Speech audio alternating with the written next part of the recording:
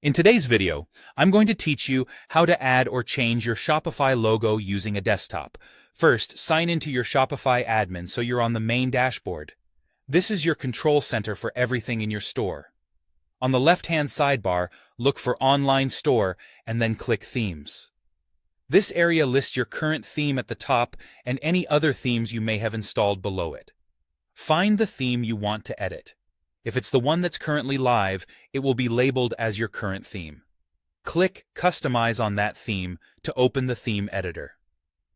The theme editor shows a live preview of your store on the right and a panel of settings on the left, so you can see changes as you make them.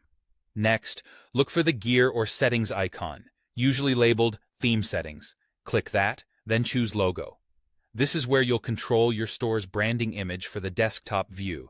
Now it's time to add your logo. Click Select Image.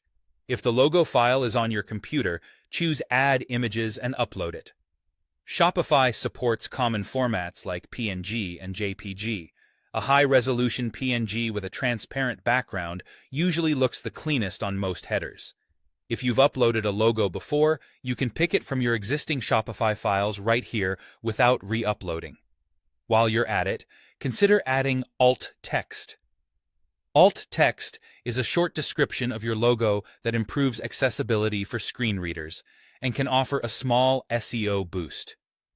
Keep it simple, like your store name or a brief brand description. Once your logo is in place, adjust how it appears on desktop. If your theme provides it, use the desktop logo width slider to control the size.